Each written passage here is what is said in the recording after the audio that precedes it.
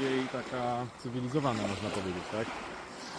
Ja No wiem, na przykład w Romajnie masz plażę z tymi kamieniami i wchodzisz i są kamienie wszędzie, a tutaj... Tak, ale ja bym tu nie chciała spędzić lata na przykład.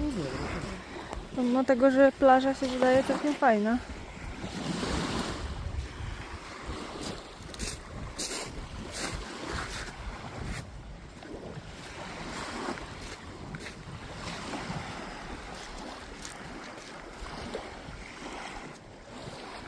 No świetnie.